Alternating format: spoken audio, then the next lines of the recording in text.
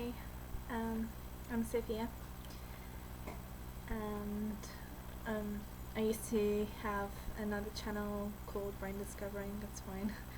And I didn't really feel committed to the cause or whatever I was doing, and I didn't really feel it was me, so I stopped. And then I created Awaiting Pulse, like sort of with the sort of inspiration that I would make videos to awaken my life, but it didn't really happen. So then I found out about Nina poetry, and then I like sort of fell in love with Nina as a friend, and just we became friends, and then that's why I stayed on YouTube, and then we just sort of like, hey, why don't we create a channel, and la la la, and then we did.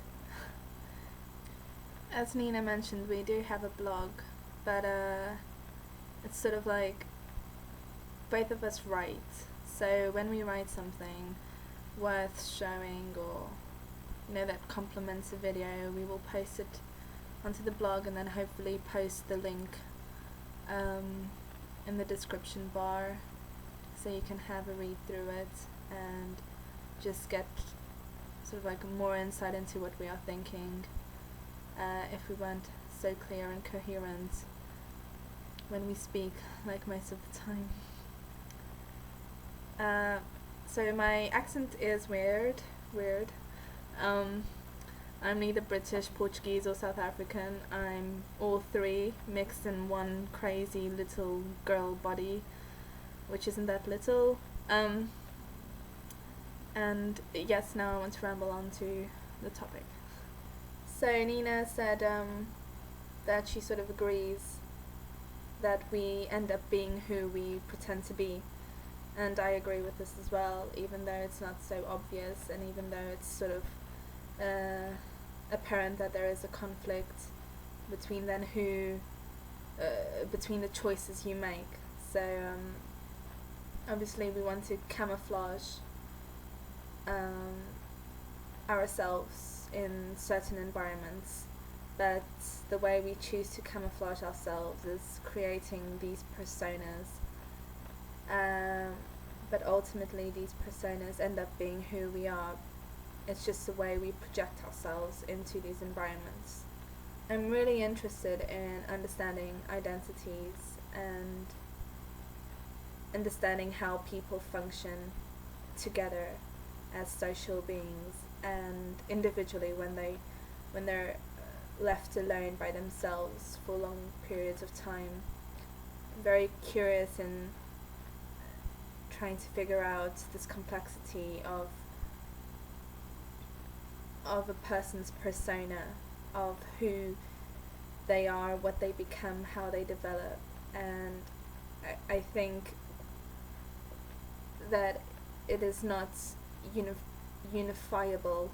Does that exist? I don't know. But it's not one, and it's not just like, I can't draw a parallel to it and just create this. Yeah, so I think that as human beings we have many layers to our personalities. These layers are mainly built by influences. So they are sort of shaped by how we behave in different social groups. So I think that we create these different identities depending on the role we are playing or performing in a set environment. So if I work in a place and I have to take upon responsibilities, I have to behave in a certain way. And if I happen to be stuck in a situation in a uptight social group of friends where I don't feel that comfortable and everything is a bit awkward, but somehow I just happen to be there and I need to get out of the situation, I just pretend to roll with the conversation and just like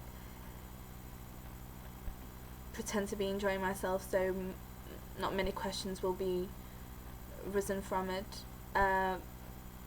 So this whole pretending to be someone in all these different situations does reflect that you had a choice in choosing who you wanted to be in these certain situations. So that choice reflects upon your, not free will, I don't want to use this term, but it's like this choice reflects upon who you are. And if you had if you had the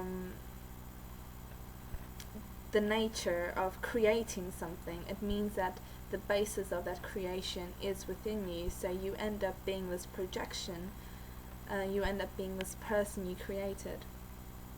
And ultimately I think that there is so much more to identity than just this one thing you are.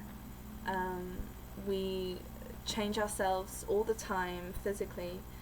We cut our hair and colour it and change our body figure by losing or gaining weight, and we change the way we dress and sometimes the way we walk or our facial expression. Sometimes we laugh more, sometimes we express more sad faces. So all this external features do project who we are in the inside. Now, it's not always constant. Some people vary a lot, their physical figure, and somehow that does show how much the inner person reflects on the outer sort of person. So they obviously have to be sort of intimately related, but it's not like symbiotic. It's not essential to have this equality between who you are on the outside and who you are on the inside. And sometimes we do judge people by this, and that's why there is so much pressure in becoming someone on the outside, because it is the first impression you leave people with. Now, throughout your whole lifetime, you do express yourself physically in different ways, because you do want to portray the reflection of someone you want to be on the inside. I also find it really curious how people are so influenced by external factors. There was this study, I'm sorry Nina, I know you spoke about the prison study and blah blah blah. It was so confusing, but I remember this, I can't remember what it's called, but I saw it in a Darren Brown show, and basically they just like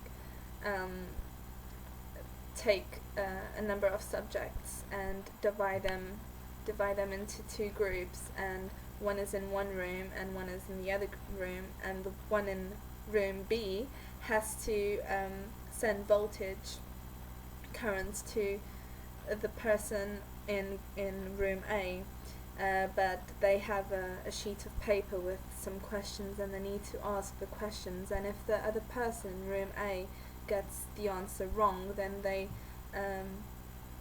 send an electrical charge that will shock a part of your body where it was attached to, and the currents will get higher as the questions are asked. So the more wrong answers you get, the more you will suffer.